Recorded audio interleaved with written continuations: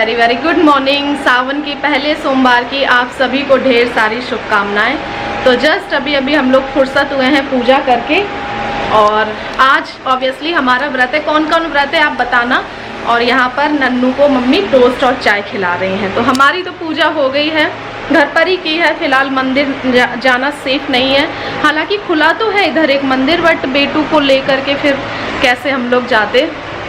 तो बस यही है, बहुत दिनों बाद प्रॉपर पूजा करके बहुत शांति मिली मन को, क्योंकि अभी तक पूरा मुझे टाइम नहीं मिलता था पूजा वगैरह करने का, और ऊपर इतना सामान पड़ा हुआ है। बट मुझे हाँ एक चीज़ थोड़ी सी ख़राब लग रही है कि मेरे जो भगवान जी हैं वो बेचारे पैक हैं ऊपर में।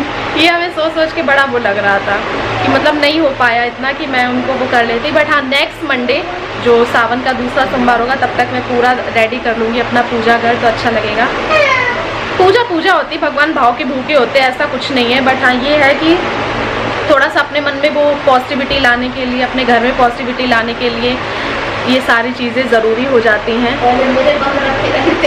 हाँ, मम्मी के बंद रखे रहे महीनों, अब जब मम्मी के ओपन है तब मेरे बंद हो गए हैं।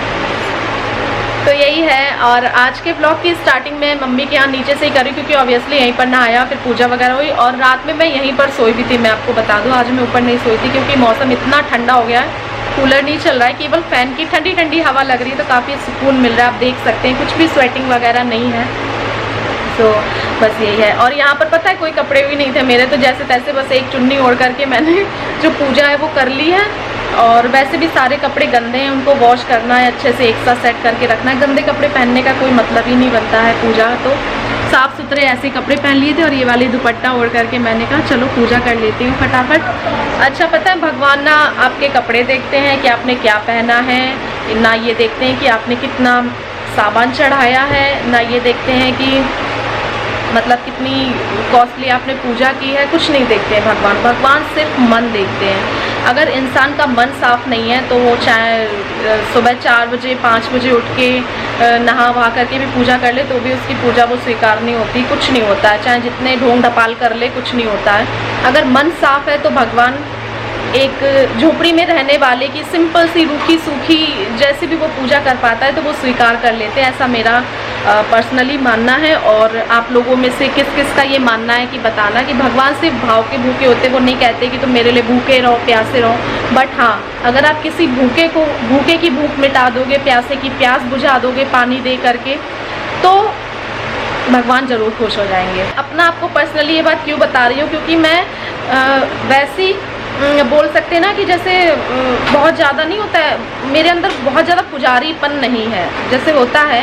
हालांकि वो गलत चीज़ नहीं है, सबकी अपनी अपनी श्रद्धा है, कोई बहुत पूजा करता है, कोई बहुत ज़्यादा पूजा करता है। मेरा क्या है, मैं पर्सनली उतना नहीं कर पाती, बट हाँ जितना ज़रूरी हुआ सच्चे मन से सच्चे भाव से मैं पूजा कर लेती हूँ।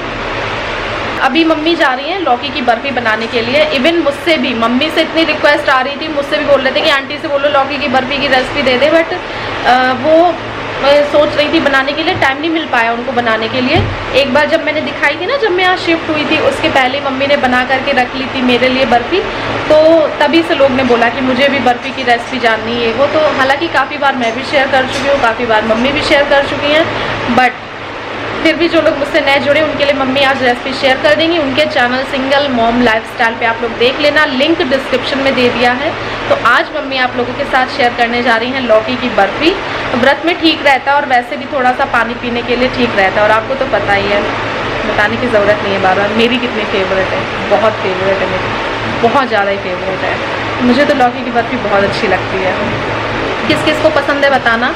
और जिन्होंने लौकी की बर्फ़ी का नाम तक नहीं सुना था, वो ये भी नहीं जानते थे कि लौकी से भी बर्फ़ी बन सकती है, उन लोगों ने ट्राई किया और उन लोगों को बहुत पसंद आई है। क्योंकि मैं काफ़ी साल पहले ही, मैं 2-3 साल पहले ही बर्फ़ी वगैरह की रेसिपी शेयर कर चुकी हूँ, तो काफ़ी सारे लोग ऐसे भी हैं जिनको रेसिपी अच्छी लगी है। तो बस ऐसे ही है। और रही बात मेरी, तो सब लोग बोलते हैं दी जल्दी से सेट कर लो, आपकी रेसिपी का मैं बहुत वेट कर रही हूँ, बहुत मिस करती हूँ, इतनी अच्छी अच्छी रेसिपी बनाते हो आप, बहुत मिस करती हूँ। तो हाँ आप जल्दी से जो मैं अपना घर है वो सेट कर लूँगी, उसके बाद आपको बहुत प्यारी प्यारी रेसिपी देखने को मिलेगी, बहुत अच्छी अच्छी, तो आप लोगों के साथ मैं शेयर करूँगी। और मैंने जो बाल है ना वो देखिए गीले ही बांध लिए थे, मुझे ध्यान आ गया, मैं खोल लेती हूँ, ऐसे ठीक नहीं है। आउच, ये देखिए नहा करके आने के बाद बहुत एकदम पसीना पसीना सा आ रहा था, एकदम से अचानक से गर्मी लगी तो मैंने बांध लिया। मैंने कहा पूजा कर लेती हूँ, उसके बाद जो है देखा जाएगा। तो चलिए करते हैं आज के ब्लॉग की शुरुआत, और थोड़ा सा भी अच्छा लगे लाइक कर देना प्लीज़। मेरे चैनल को सब्सक्राइब कर लो अगर मेरे वीडियोस पसंद आ रहे हैं तो, उससे क्या होगा आपको नोटिफिकेशन मिलती रहेगी, आप लोग तुरंत देख सकते हो।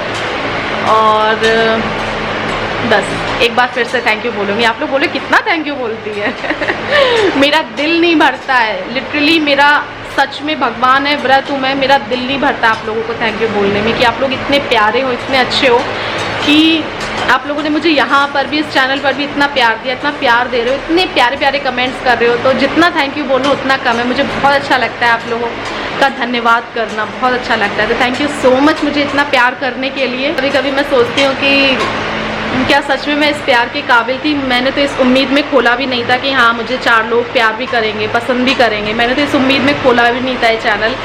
But thank you so much मुझे व्लॉग्स विद दिव्या पे इतना प्यार देने के लिए, मुझे यहाँ इतना प्यार देने के लिए, इस चैनल पे दिल से थैंक यू।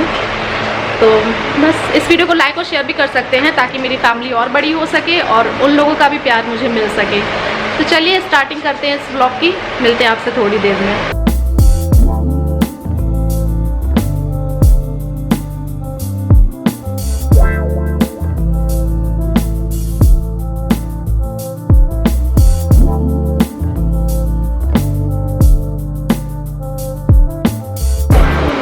तुम तो मैकेनिक भी बन गई हैं। हम आ जाऊँगा, ऐसा कोई काम नहीं जो हम करना पाए, अच्छा भले ही भुगत दो लेकिन करोगी जरूर, करेंगे जरूर, मानोगी नहीं। मानेंगे हम, ठीक है। सो फ्रेंड्स यहाँ पर मेरा और मम्मी का मजाक चल रहा है क्योंकि कूलर में कुछ थोड़ी सी प्रॉब्लम हो गई थी, तो वही मैं सॉल्व करने की कोशिश कर रही हूँ, बट मैं नाकाम रही क्योंकि हर काम हर इंसान नहीं कर सकता है। हालांकि वो कितना भी कोशिश कर ले अपने आप को सुपीरियर दिखाने का, तो बस वही है, मेरे साथ भी वही हुआ। मैं कुछ ज़्यादा सुपीरियर दिखा रही थी अपने आप को, तो कुछ हो नहीं पाया। तो चलिए थोड़ी देर बाद मैं आ गई हूँ किचन में और बनाने जा रही हूँ व्रत वाली साबूदाना की खिचड़ी, जिसकी रेसिपी मैं आप लोगों के साथ शेयर करूँगी। इसकी रेसिपी शायद मैं शेयर कर चुकी हूँ, हाँ काफ़ी बार मैं आप लोगों के साथ शेयर कर चुकी हूँ, एटलीस्ट 3-4 बार तो करी होगी, बट फिर से मैं करती हूँ। चलिए कोई बात नहीं, आपके लिए तो कुछ भी मैं कर सकती हूँ। ये खिचड़ी बनाना बहुत ही ज़्यादा आसान है, कोई डिफ़िकल्ट नहीं है, और व्रत में इसको आराम से खा सकते हैं। अगर आपका व्रत नहीं भी है तब भी मन करे तो इसको बना करके खा सकते हैं। बहुत जल्दी से बन जाती है और खाने में ही उतनी ज़्यादा टेस्टी लगती है। तो इसके लिए सबसे पहले एक कढ़ाई में घी को गर्म करना है। देसी घी लिया है मैंने 1 चम्मच, ऑब्वियसली व्रत में घी का इस्तेमाल करना है, वैसे घी में ही अच्छी भी लगती है। तो इस घी में आप मूंगफली के दाने भूंज लीजिए, अगर नहीं भूने हैं तो यहाँ पर मैंने ऑलरेडी से फ्राई कर लिए थे तो मुझे ज़रूरत नहीं है। उसके बाद इस घी में मैं भूनूंगी बॉइल्ड किए हुए आलू। तो मैंने उबाल लिए हैं आलू, आप कच्चे भी फ्राई कर सकते हैं, पर कच्चों से उतना अच्छा टेस्ट हम लोगों को पर्सनली लगता नहीं है। अगर आप चाहें तो कच्चे फ्राई करके डाल सकते हैं, तो ऐसा कुछ इशू नहीं है।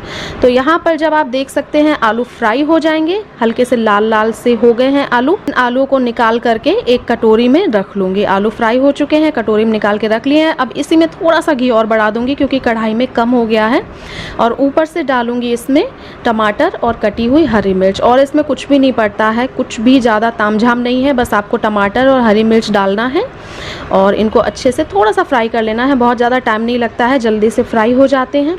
आप देख सकते हैं हल्का सा फ्राई हो चुके हैं, 2-3 मिनट मैंने फ्राई कर लिए हैं। उसके बाद जो साबूदाना है इसको मैंने भिगो दिया था तकरीबन आधे घंटे के लिए, तो ये साबूदाना मैं अच्छे से धुल करके भिगो करके रेडी हो गया है, वो इसमें डाल दूंगी। और इसमें डालूंगी ऊपर से व्रत वाला सेंधा नमक। तो जब ये मिल जाएंगे अच्छे से तब मैं ऊपर से डालूंगी इसमें नींबू का रस। नींबू का रस डालने से कढ़ाई में वैसे चिपकते नहीं हैं, वैसे चिपक जाएंगे, हालांकि आप बाद में भी डाल सकते हैं। तो नींबू का रस डालने के बाद फिर मैं अच्छे से एक बार इनको मिला दूंगी और ढक करके पका दूंगी।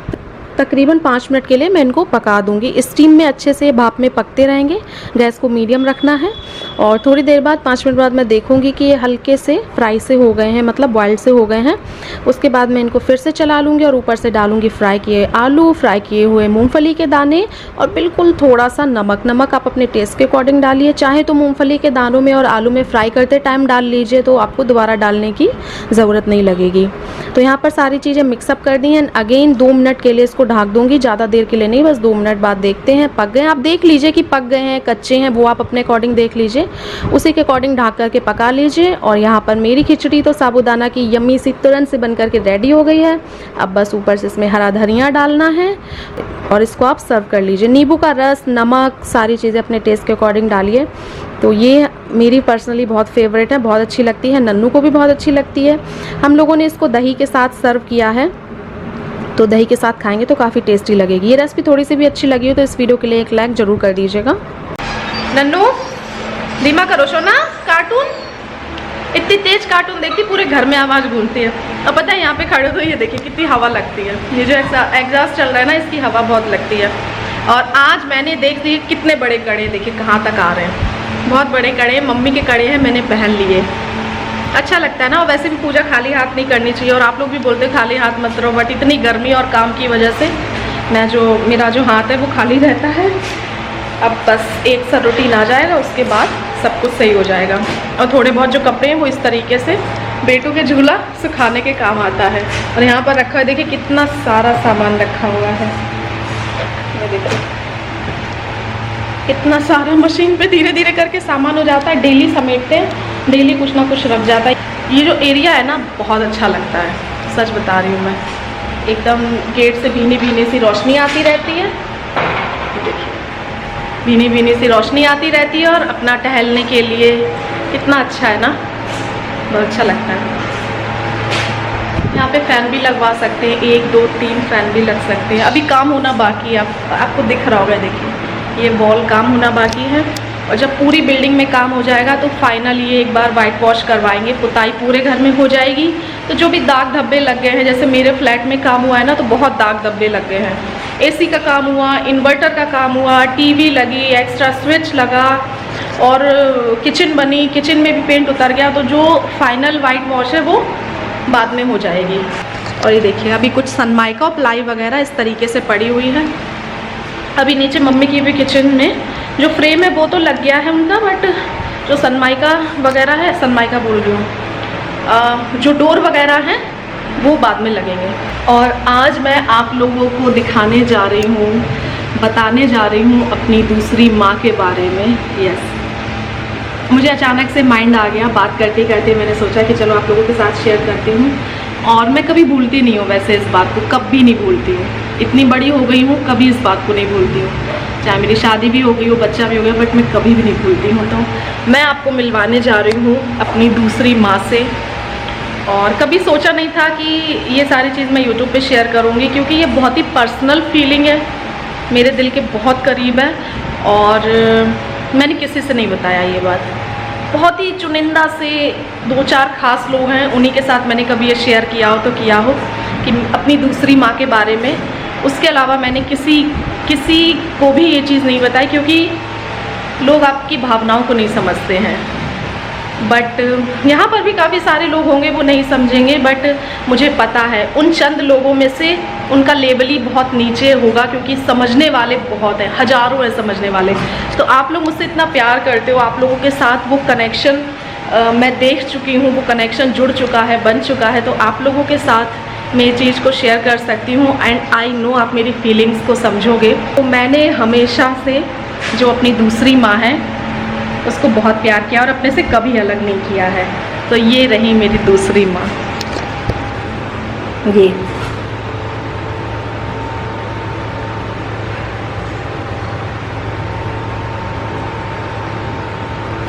सो ये है मेरी मम्मी की सिलाई मशीन, जो मेरे दिल के बहुत करीब है। मतलब कितने करीब है मैं वर्ड्स में भी आपको बता नहीं सकती हूँ कि मेरे कितने करीब है। ये मम्मी को नाना जी ने दी थी, शादी से पहले की है, मतलब ये वाली मशीन मम्मी की शादी के पहले की। तो ये इतनी ओल्ड मशीन है और मम्मी अभी भी चलती है, अच्छे से चलती है, पायदान बोलते हैं इसको, बट ये मशीन बहुत पुरानी है। तो ये मैंने लिया था, ये मैंने कब लिया था, ये जब अभी मम्मी लखनऊ रहती थी ना, तभी मैंने ये जो मम्मी को परचेज़ करवाया था नया, क्योंकि इसका पूरा टूट चुका था। और ये है वो पुरानी मशीन, आप सब देख लो, मैंने इतने डिटेल में कभी नहीं दिखाया आप लोगों को। तो ये मशीन मम्मी जब सिलाई करती थी आप सोच सकते हैं जब मम्मी की शादी से पहले की है तो मेरे दिल के कितने करीब रही होगी। और इसी से मम्मी ने जो सिलाई है वो की है और मुझे पाल पोस करके बड़ा किया है, आप ये सोच लो। और हम लोगों ने इसे हटाया नहीं है, बहुत ओल्ड हो गई है। हालांकि काफ़ी सारे न्यू फंक्शंस की मशीन भी आ गई है, ज़रूरत तो है नहीं ऐसी कुछ खास, अब चाहे तो ले सकते हैं, बट इसको कभी नहीं हटाएंगे। चाहे हम कोई भी मशीन ले लें, इसे हमेशा अपने पास रखेंगे, हमेशा ज़िंदगी भर ये हमारे साथ रहेगी। और इसको मैं अपनी दूसरी माँ ही बोलती हूँ, क्योंकि ज़्यादा डिटेल में डीपली मैं जाना नहीं चाहूँगी, अदरवाइज़ मैं इमोशनल भी हो सकती हूँ। तो जल्दी से इस टॉपिक को मैं कट करती हूँ और आप लोगों के साथ बस इतना ही शेयर करना चाहूँगी कि मेरे मन ने कहा, मेरे दिल ने कहा कि आप लोगों को ये बात बतानी चाहिए, तो मैं इसको अपनी माँ ही समझती हूँ। बहुत साथ दिया है इसने मेरा, और जैसे कि मैं बता चुकी हूँ, मुझे चीज़ों से बहुत ज़्यादा अटैचमेंट हो जाता है, स्पेशली वो चीज़ें जिन्होंने ज़िंदगी जीने में हमारी बहुत मदद की है, वो चीज़ें। तो ये मशीन है मम्मी की शादी के पहले की, प्यारी सी। आपको कैसी लगी बताना, है ना ब्यूटीफुल, बहुत सुंदर है, मुझे बहुत अच्छी लगती है, बहुत सुंदर लगती है। और जब भी इसको मैं देखती हूँ मुझे बहुत कुछ याद आता है, बहुत सारी चीज़ें याद आती हैं मुझे।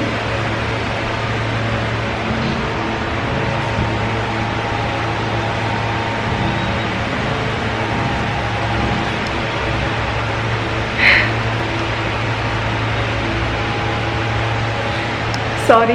तो ये एक फीलिंग है जो मैंने आप लोगों के साथ शेयर की है, और ऐसी बहुत सारी बातें हैं जो मन करता है आप लोगों के साथ शेयर करने का, बट मैं नहीं करती हूँ क्योंकि फिर थोड़ा सा सेंटी सा एटमॉस्फेयर हो जाता है। बट आज मैंने कहा आप लोगों के साथ शेयर करती हूँ। मैंने किसी से बात शेयर नहीं की है आज दिन तक, और अब जिससे नहीं की उसको भी पता चल जाएगा क्योंकि सभी लोग मेरे वीडियोज़ देखते हैं। बट चलिए कोई बात नहीं, कोई ऐसी गलत बात नहीं है, मेरे मन की एक फीलिंग है जो मैंने आपको बताई है। और चलिए मैं 2 मिनट बाद आपसे बात करती हूँ। तो बस यही है, और ये ना होते तो पता नहीं हम कहाँ होते आज को। और दूसरी चीज़ ये है मम्मी के हाथों का हुनर। जब मैं 2 साल की थी, हाँ 1.5-2 साल की थी, तब मम्मी ने सिलाई का कोर्स किया था। और मम्मी हमेशा कहती हैं अच्छा हुआ कर लिया मम्मी हमेशा ये बात बोलती हैं कि अच्छा हुआ कर लिया कोर्स। तो चलिए फ्रेंड्स, आज का व्लॉग मैं यहीं पर एंड करती हूँ। बहुत छोटू सा था एंड बहुत रिलैक्सिंग था, मेरा ये डे ही रिलैक्सिंग है। मैंने पूरा दिन बस रिलैक्स किया है, खाया पिया। अपने कहते नहीं है कि काम काम, बहुत काम हो रहा था। And I am really sorry, मैंने बोला था कि मैं आपको लास्ट व्लॉग में अपना किचन दिखाऊंगी, नेक्स्ट व्लॉग में मैं अपना किचन दिखाऊंगी, बट सॉरी मैंने आज आपको किचन नहीं दिखा पाया। मैं नेक्स्ट व्लॉग में पक्का दिखाऊंगी। इस वाले में मैं नीचे ही रही, मैं ऊपर गई नहीं फ्लैट पे। और दूसरी चीज़ ये भी है कि इतने सारे काम के हैक्टिक शेड्यूल के बाद एक दिन का रेस्ट तो बनता ही था, और आज व्रत भी है। तो फिर अगर मैं व्रत में इतना हैवी काम करूँगी तो फिर शायद मैं बीमार पड़ जाऊँ और आगे के 4 दिन और ख़राब हो जाए। तो बेटर है कि एक दिन रेस्ट ले लो। तो कैसा लगा आपको? मैंने एक दिन का थोड़ा सा रेस्ट ले लिया अपने लिए, बॉडी भी रिलैक्स हो गई, रेस्ट मिल गया। उसके बाद नेक्स्ट अब अच्छे से बहुत काम करेंगे और जल्दी से अपना घर सेट करेंगे, और आप लोगों के लिए प्यारे प्यारे ब्लॉग शेयर करेंगे। आगे बहुत सारी कुछ नई चीज़ें हैं, नई बातें हैं, नए ब्लॉग्स हैं, बहुत सारा कुछ शेयर करना है, बहुत सारा कुछ, कहते नहीं भंडार है शेयर करने के लिए। बट फिलहाल इस वाले वीडियो को मैं यहीं पर एंड करूँगी। थोड़ा सा भी अच्छा लगे लाइक कर दीजिएगा एंड मेरे चैनल को सब्सक्राइब कर लीजिए। तब तक अपना प्यारा साथ ऐसे ही बनाए रखिएगा। मिलूंगी मैं नेक्स्ट वीडियो में, तब तक के लिए लव यू ऑल, बाय।